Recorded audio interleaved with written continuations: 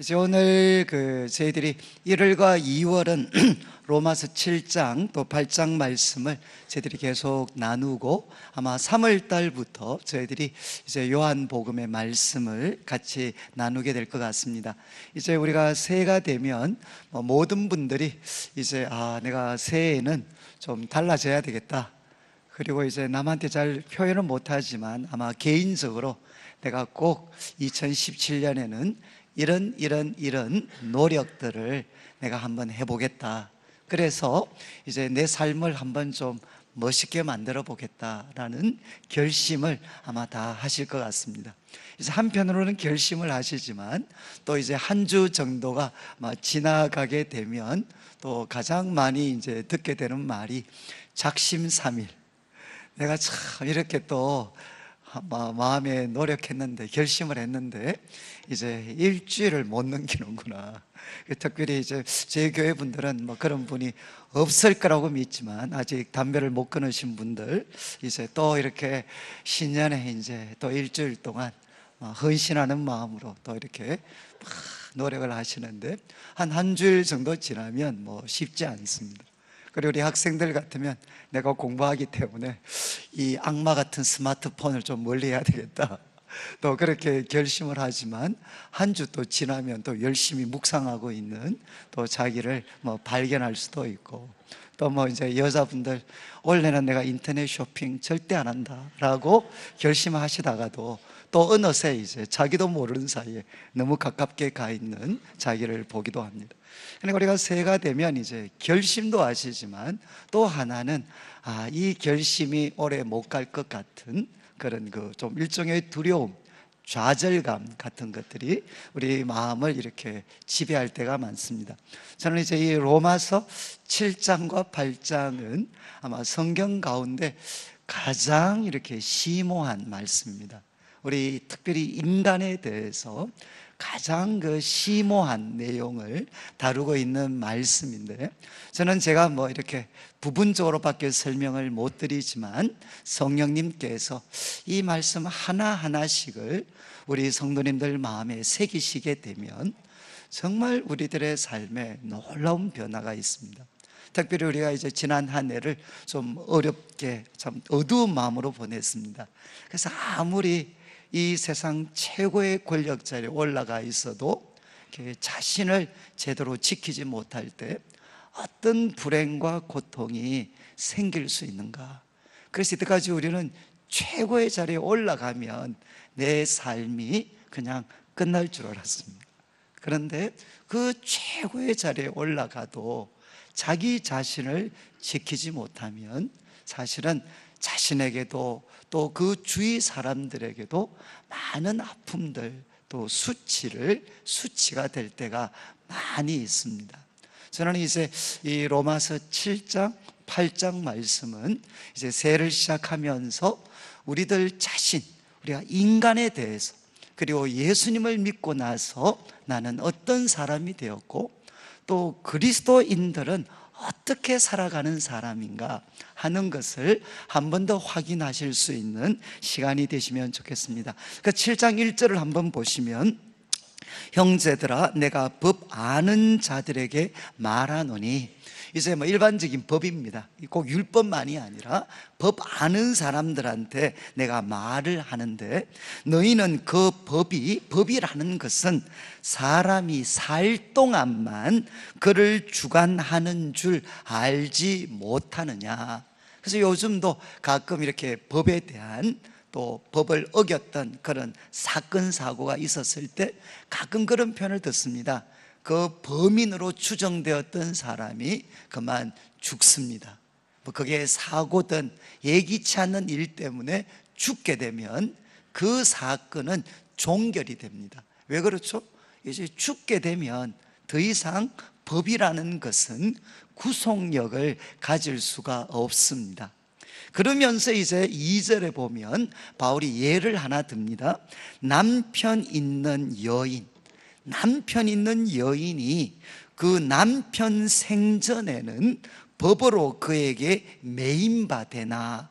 그러니까 이제 한 여인이 결혼을 했습니다. 남편이 있습니다. 그러면 그 남편 살아있는 동안에는 그 가정에 충실해야 되는 그 법에 매여 있게 되죠. 그렇지만 그 남편이 죽게 됩니다. 죽게 되면 그 남편의 법에서 우리는 벗어나게 됩니다. 그래서 3절 말씀에 그러므로 만일 그 남편 생전에 남편이 살아있는데 다른 남자에게 가면 그는 음녀가 되죠. 음녀. 그러나 만일 남편이 죽으면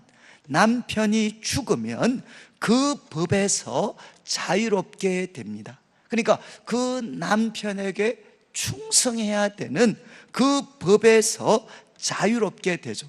그래서 남편이 죽고 나면 다른 남자에게 그 여인이 간다고 하더라도 그는 음녀가 되지 않습니다. 왜?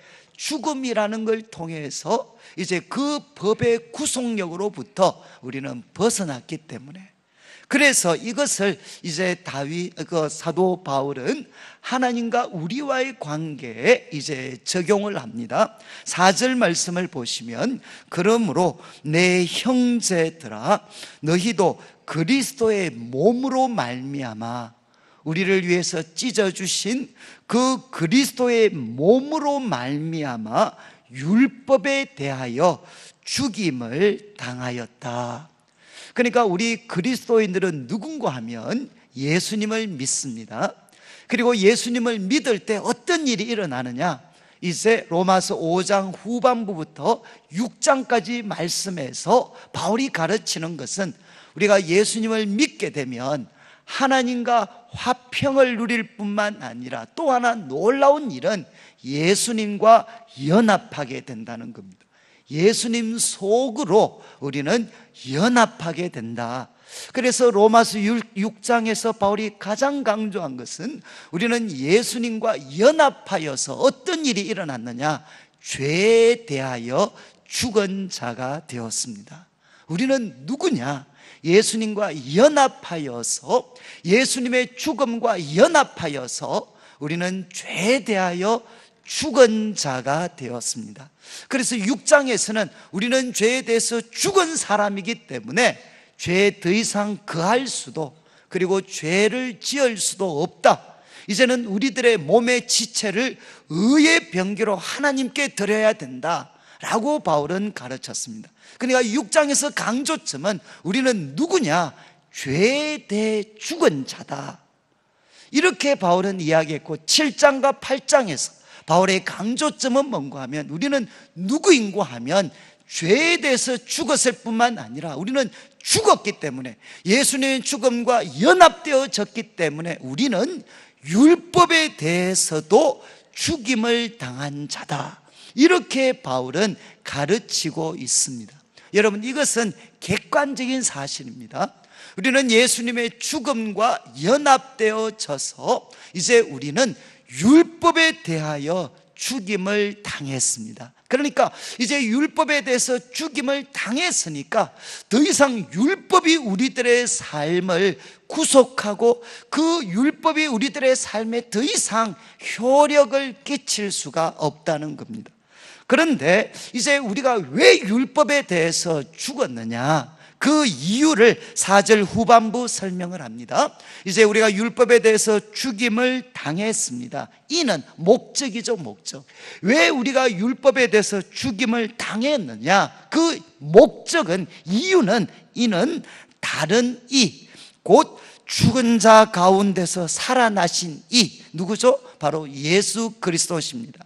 죽었다가 다시 살아나신 이 예수 그리스도에게 가서 우리가 그분과 결혼하기 위해서, 그분과 결혼해서, 여러분, 그분과 결혼하게 되면 우리는 자녀를 낳습니다. 그것처럼 우리가 예수님과 결혼해서 우리가 하나님을 위하여 열매를 맺게 하려 합니다. 그러니까 율법에 대해서 우리가 죽은 이유는 뭔가 하면, 이제 우리는 더 이상 율법과 결혼의 관계를 유지하지 않고 예수님과 결혼을 해서 하나님을 위하여 열매를 맺는 사람이 되려고 우리는 율법에 대해서 죽임을 당했다는 것입니다. 이것이 그리스도인인 나의 정체성이라는 거죠. 나는 누구냐? 죄에 대해서 죽은 자이고 동시에 우리는 율법에 대해서 죽은 자다. 적극적으로 나는 누구냐? 예수님의 신부다, 신부. 나는 예수님과 결혼한 사람이다. 예수님과 결혼해서 이제는 하나님을 위해서 열매를 맺어야 될 사람이다.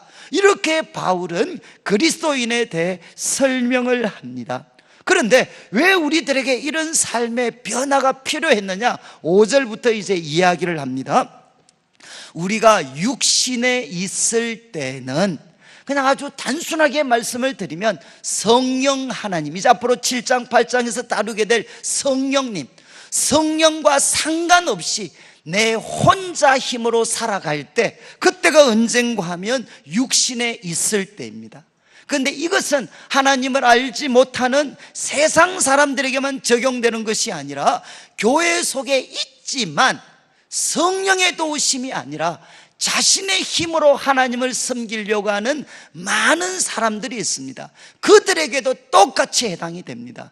이제 우리가 7장 후반부에 더 선명하게 나타나는데, 우리는 교회 속에 있으면서도 육신의 지배를 받으며 살아갈 수가 있습니다. 여러분, 이제 육신에 있을 때는 잘 보십시오. 한 단어, 율법으로 말미암는 이 율법, 하나님께서 주신 율법. 그런데 우리가 죽어야 된다, 죽었다라고 이야기하는 그 율법. 왜 우리가 율법에 대해서 죽어야 되느냐? 율법으로 말미암아서 무엇이 역사하는가 하면 죄 정욕이 역사한다는 겁니다. 지금 이 율법을 통로로 사용해서 무엇이 왕성하게 활동하게 되느냐? 죄 정욕. 그 죄된 정욕이 우리 지체 중에서 역사하게 된다는 겁니다. 그래서 어떤 결과가 맺히게 되는가 하면 우리로 하여금 사망을 위하여 열매를 맺게 한다. 여러분, 하나님께서 주신 이 율법 갖고 내가 하나님과 이웃을 바르게 섬기려고 하면 어떤 놀라운 충격적인 일이 일어나느냐? 그 율법을 통해서 이 죄된 정욕이 우리 속에 역사하게 되고, 그 결과는 무엇으로 끝나게 되느냐? 바로 사망을 위하여 열매를 맺는 것으로 끝이 난다는 것입니다. 지금 이 5절 9절을 7절부터 시작을 해서 7장 마지막 절까지 말씀을 통해 설명을 합니다. 그래서 7절부터 13절까지는 시제가 뭔가 하면 과거 시제입니다. 7절부터 13절까지 바울이 나라는 표현을 쓰는데, 나라는 표현과 주로 나타나는 동사의 시제가 뭔가 하면 과거입니다. 과거.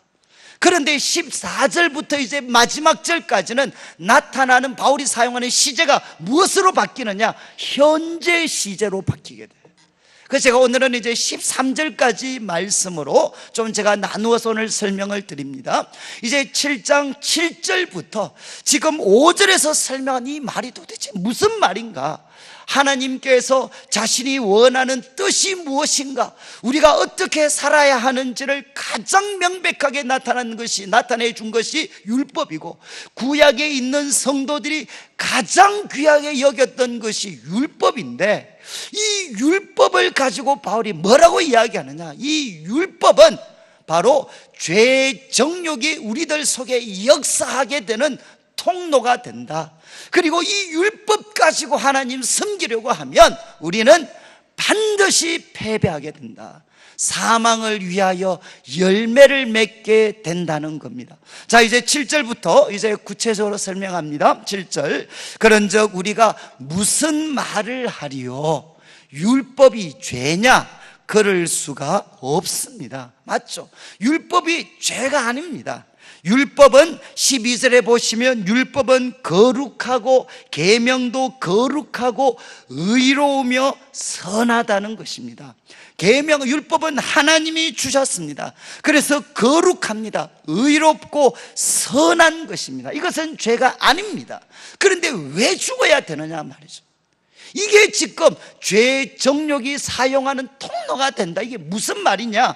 이제 7절 후반부 이야기합니다. 율법의 먼저 긍정적인 기능, 율법으로 말미암지 않고는 내가 죄를 알지 못하였습니다. 율법의 긍정적인 기능이 무엇이죠?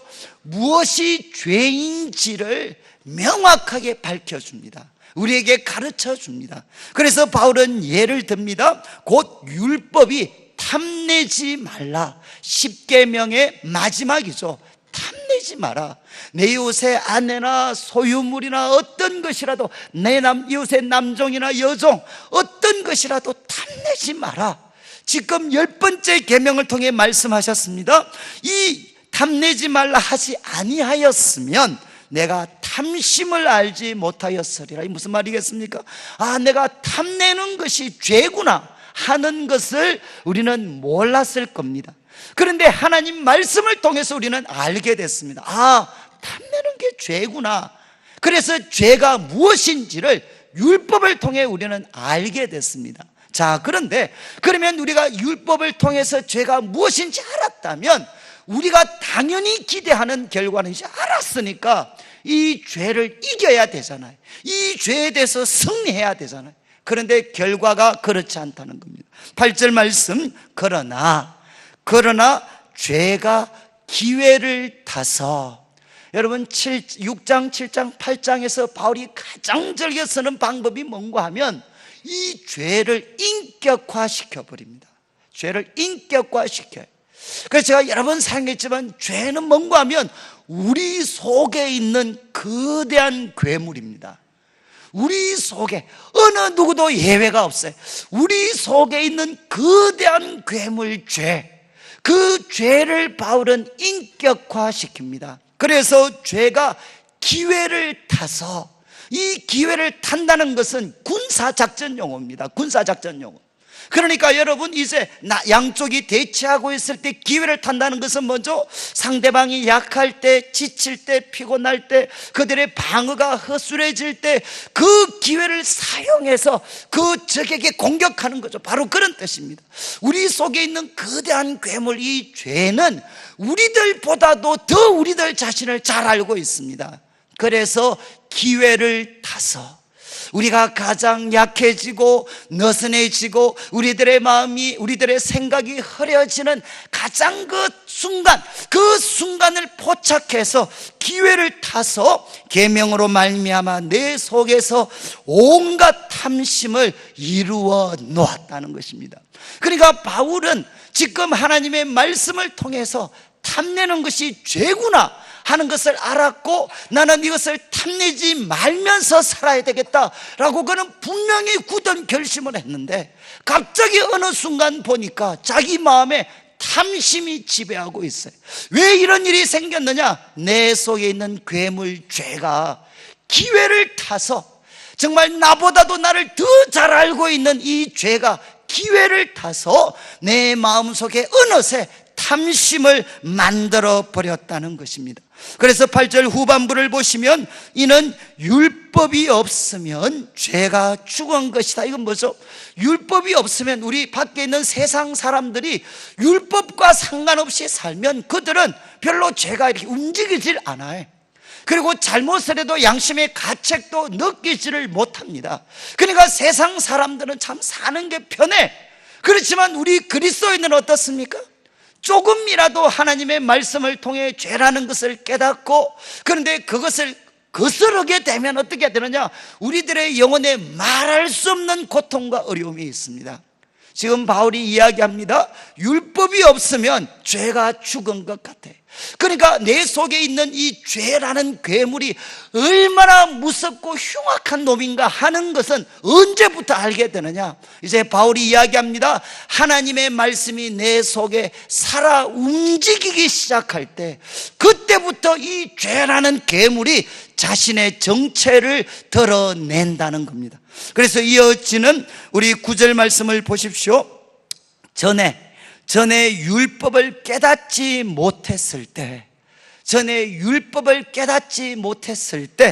내가 살았더니, 나는 살아 있었다. 그러나 계명이 이름에 죄는 살아나고 나는 죽었도다. 여러분, 이것은 우리 그리스도인이라면 누구도 예외 없이 겪게 되는 하나의 그 상황입니다. 여러분, 지금 바울은 여기 보십시오. 전에 율법을 깨닫지 못했을 때, 이때 언제겠습니까? 언제일까요? 여러분, 바울은 우리로 말하면 모태신앙입니다.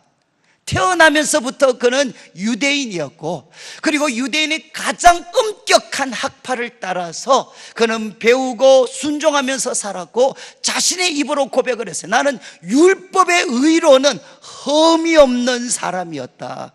그러니까 그는 태어나고 나서부터 한 번도 이 하나님의 어떤 테두리를 벗어나 본 적이 없습니다. 그런데 그가 지금 뭐라고 이야기하느냐?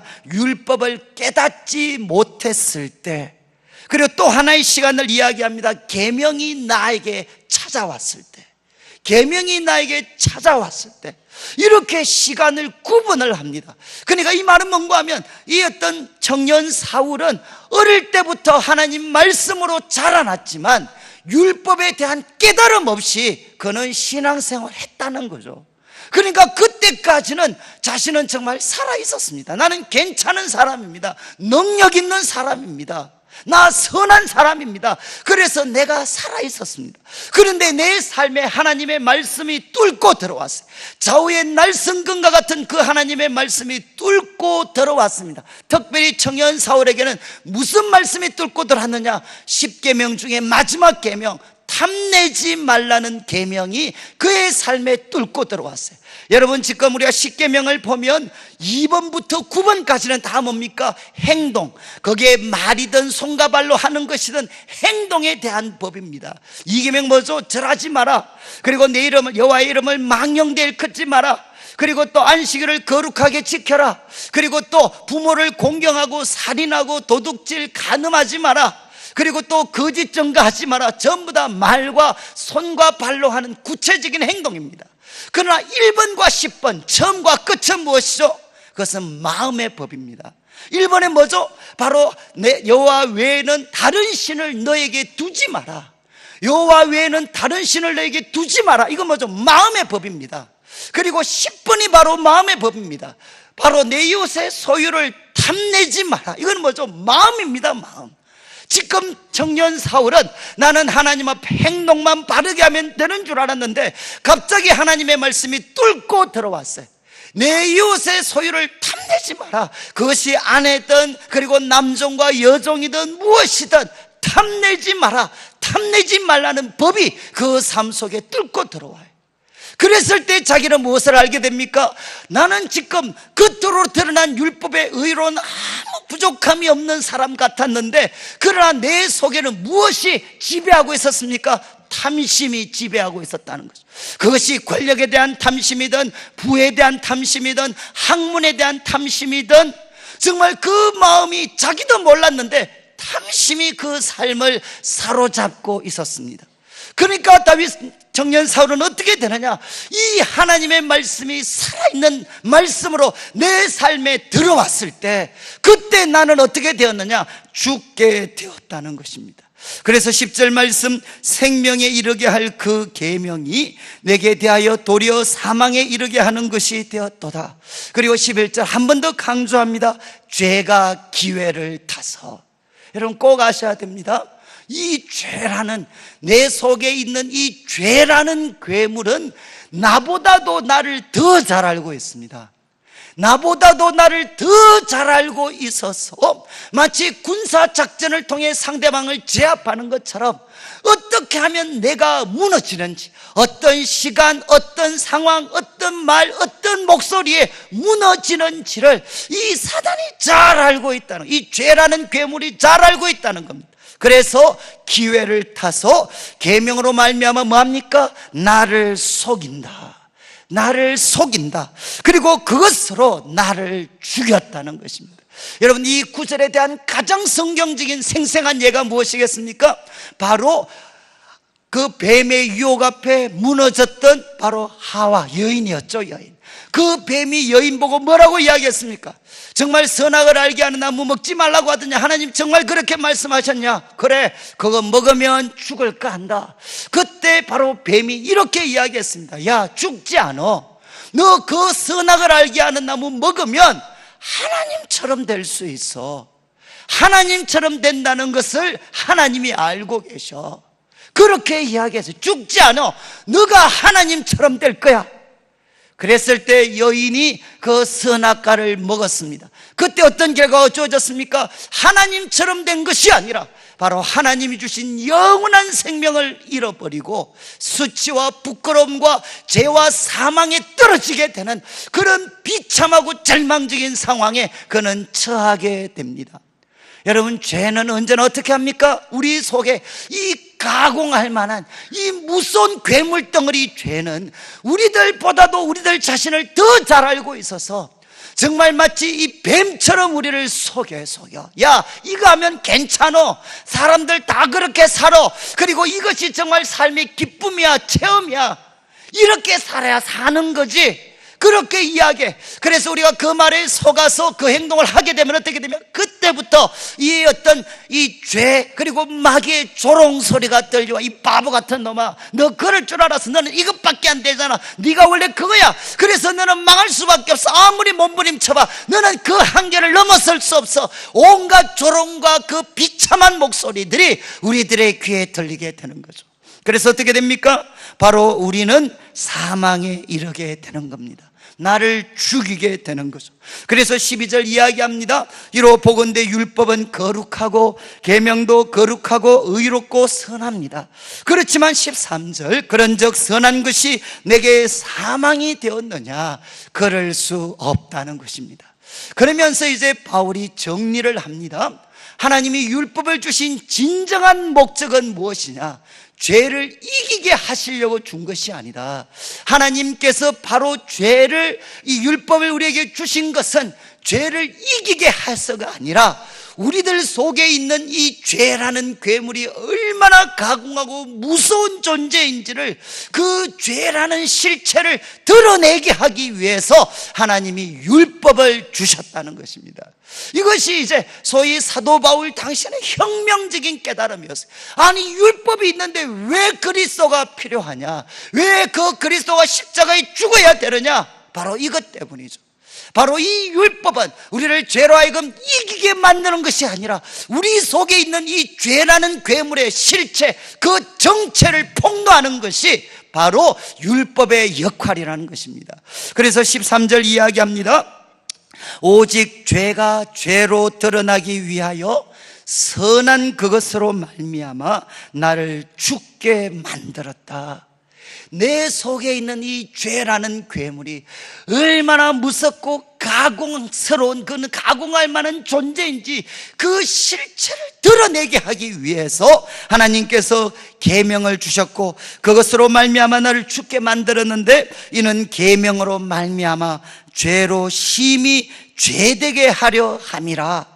여러분, 지금 13절에 죄가 죄로 드러나기 위해서, 그리고 죄가 심히 죄되게 하기 위해서 하나님이 주신 것이 율법이라는 것입니다. 그래서 이 율법을 통해서는 죄를 이기는 것이 아니라 내 속에 있는 죄의 실체를 드러내어서 마침내 누구에게 우리를 인도합니까? 바로 예수 그리스도에게 우리를 인도하는 가정교사가 되는 것이 바로 율법이라는 것이죠. 그래서 사도 바울은 이야기했습니다. 율법을 통해 하나님 섬기게 되면, 다른 말로 하면 내 힘, 내 결심, 내 노력을 가지고 하나님 앞에 바로 서려고 몸부림치면 우리는 필패하게 됩니다. 아마 우리 성도님들도 그러신 것 같아요. 저도 대학교 1학년, 2학년 때 아마 제 평생에 가장 말씀을 열심히 묵상을 했고 가장 많은 은혜를 받았습니다. 그리고 가장 많은 깨달음을 하나님이 주셨던, 어쩌면 내 인생의 가장 귀한 순간들이었어요. 그런데 그 순간들 돌아보면 귀한 순간이지만 사실은 그때 저는 이 죄란, 지금 사도 바울이 이야기를, 이 죄라는 괴물과 직면하게 됐어요. 아무리 하나님 말씀을 읽고 아무리 적용을 하고 아무리 기도하고 몸부림을 쳐도 어느 순간 가보면 바로 죄가 기회를 타서 저를 무너뜨려 버리고, 그리고 저를 지배하고 있는, 언제나 실패하고 있는 저를 발견할 수밖에 없었습니다. 여러분, 이것이 사실은 고통이지만 이것이 우리들의 실체죠, 실체. 이것을 우리는 알아야만 이제 사도 바울이 이야기하는, 우리는 그러면 어떻게 살 것이냐, 율법으로 하나님을 섬기는 것이 아니라 누구의 도움을 받아야 되느냐, 성령의 새로운 방식으로 주님을 섬겨야 된다는 것입니다. 7절 6절 말씀을 한번 보십시오. 그러나 이제는 우리가 얽매였던 것에 대하여 죽었습니다. 우리가 얽매였던 것에 대하여, 율법입니다. 얽매였던 것에 대하여 죽었습니다. 그래서 율법에서 벗어났으니 이러므로 우리가 영의 새로운 것으로 섬길 것이요. 이때 영은 성령이십니다. 성령의 그 새로운 방식, 성령의 새로운 방식으로 우리는 하나님과 이웃을 섬길 것이요, 율법 조문에 묵은 것으로 아니할 것이다, 바울이 이야기합니다. 이제 이 말씀을, 7장은 율법 조문에 묵은 것으로 섬길 때 어떤 일이 일어나는지를 설명하고, 이제 8장에서 성령의 새로운 방식으로 주님을 섬긴다는 것이 무엇인가 하는 것을 설명하게 됩니다. 여러분, 하나님께서, 우리가 예수 그리스도께서 우리 죄를 위해서 십자가에 죽으시고 부활을 하셨습니다. 그래서 예수님께서 십자가에 죽으시고 부활하심으로 말미암아 어떤 두 가지 놀라운 은혜를 우리에게 주셨느냐. 첫 번째 은혜는 무엇이겠습니까? 우리의 모든 죄를 덮어주시는 겁니다. 우리들의 모든 죄를 씻어주시고 우리를 하나님 앞에 의로운 자가 되게 하시는 겁니다. 그러나 이것은 전부가 아닙니다. 하나님께서 예수 그리스도의 보혈로 우리를 깨끗하게 하신 다음에 또 하나 놀라운 은혜는 무엇이냐? 우리 한 사람 한 사람에게 성령을 선물로 주시는 겁니다. 우리 한 사람 한 사람에게 성령을 선물로 주셔서 이 성령님이 우리 마음에, 우리 밖에 있는 율법이 아니라 우리 마음에 하나님의 법을 새기게 하시고, 그리고 우리들 마음과 취향을 새롭게 바꾸시고 변화시키셔서 이 성령님이 마침내 우리들 속에 있는 이 죄라는 괴물을 깨뜨리는 그 거룩과 승리의 역사를 펼쳐 가실 것이라는 겁니다. 저는 이제 가끔 우리 부모님들이 이런 말씀을 하셔요. 목사님, 정말 우리 애는 너무너무 착합니다. 천사입니다. 그럼 제가 이제 속으로, 아니 무슨 그런 착각을 하고 계십니까? 걔 속에 죄라는 괴물이 있습니다. 죄 누구냐? 괴물입니다. 괴물. 여러분, 우리 속에 정말 사랑하는, 귀하게 여기는 우리 자녀들 속에 죄라는 괴물이 있어요. 그거는 누구도 이기지 못해요. 저는 우리 부모님들 정말 저보고 아무것도 모르셨으니까 천사라고 말하셨던 순간들이 너무너무 많습니다. 그럼 천사라고 말씀하실 때마다 속에서, 제 속에 있는 괴물을 우리 엄마는 모르시나, 우리 아버지는 모르시나. 그리고 우리 부인들, 우리 남편 보시, 우리 남편은 천사입니다. 아이고 정말 천사입니까? 남편들한테 물어보십시오. 그 속에 괴물이 있습니다. 괴물. 아시겠어요? 그리고 또 여러분들, 또 남편들이 우리 아내 천사입니다. 웃기는 말씀하지 마십시오. 그 속에 더 무섭고 요사스러운 괴물이 있어요. 남자 괴물은 이렇게 그냥 박살내지만 여자 괴물은 스스로도 헷갈릴 정도로 이게 요사스러워요. 요사스러워. 여러분, 우리 속에는 괴물이 있어요. 괴물이 있기 때문에 어떻게 됩니까? 어느 한순간은 분명히 천사인 것 같았는데 이 약효가 조금만 떨어지면, 밥 힘이 떨어지면 괴물로 바뀌어요. 그리고 우리 성도는 똑같아. 분명히 천사인데, 분명히 아침에 천사인데, 보낼 때 밥 해주고 보낼 때 천사인데 들어올 때는 괴물이 돼 있어요. 괴물이. 왜 그렇습니까? 바로 우리 속에는 죄라는 괴물이 있어요. 이거는 여러분 어떤 종교적인 고행도 이 죄라는 괴물을 깨뜨릴 수 없어요. 어떤 소위 이 어떤 교육적인 몸부림, 이 죄라는 괴물을 깨뜨릴 수가 없어요. 여러분, 우리 어릴 때는 그렇게 생각했죠. 공부만 잘하면 그냥 세상에서 가장 의롭고 똑똑한 사람 되는 줄 알았잖아요. 여러분, 공부 잘하는 애들 괴물입니다. 괴물. 정말 괴물들이 우리들 속에서 우리를 갉아먹고 있어요. 그래서 최고 권력에 올라가더라도 어떻게 되느냐, 이 괴물이 그를 얼마든지 짓밟을 수 있어요. 이 세상을 보십시오. 그렇게 칭송받던 탁월한 사람들이 왜 같이 하나같이 무너질까요? 그 속에 죄라는 이 괴물들이 있어요. 괴물이. 그러니까 이 괴물을 우리들의 힘으로 이 어떤 율법을 가지고 이 죄라는 괴물을 제압할 수 있다. 너무나도 순진한 생각. 우리가 뭔가 교육을 통해서, 그리고 과학기술의 이름으로 종교적인 고행을 통해서, 도덕적인 가르침을 통해서 사람이 새로워질 수 있다. 우리들 속에 있는 이 죄라는 괴물을 사람들은 인정하고 싶지 않아요. 여러분, 성경은 이야기합니다. 우리들 속에 죄라는 괴물이 있어요. 괴물. 그러니까 우리는 어떻게 섬겨야 되느냐? 이것은, 이 죄라는 괴물을 깨뜨릴 수 있는 유일한 것은 무엇이냐? 하나님의 영이 우리 속에 임하셔야 됩니다. 하나님의 영만이 이 우리 속에 있는 이 죄라는 괴물을 짓밟을 수 있어요. 이 죄라는 괴물의 지혜를, 성령의 지혜는 깨뜨릴 수가 있습니다. 죄 속에 일으키는 그 악한 정욕보다 성령이 더 강한 그 거룩에 대한 열망을 우리 속에 불러일으킬 수가 있어요. 그래서 성경은 뭐라고 이야기하느냐? 성령의 새로움으로, 성령이라는 그 새로운 방식으로 하나님과 이웃을 섬겨야만 바로 우리들의 삶이 거룩하고 영광스럽게 될 수가 있다는 것입니다.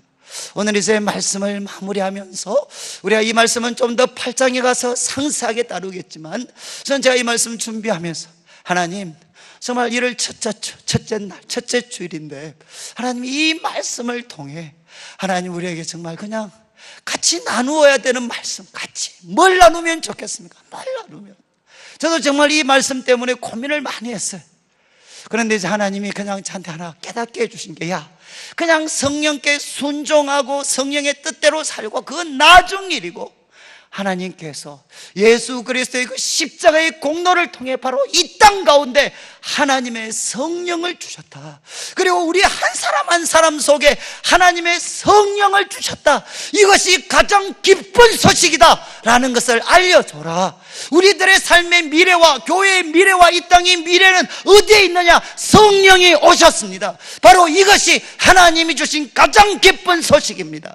여러분, 이 소식을 기뻐하게 되면, 내가 지금 약하고 내가 지금 넘어지고 내가 지금 보잘것없어도 여러분, 성령님이 내보다 더 크신 하나님이십니다. 내 한계보다도, 이 세상의 악함과 거대함보다도 성령님이 더 크신 분이십니다. 이 성령님이 나를 바꾸실 수가 있습니다. 그분은 나를 반드시 바꾸십니다. 이 성령님이 교회를 반드시 새롭게 하시고 이 땅을 살리는 일을 하실 겁니다.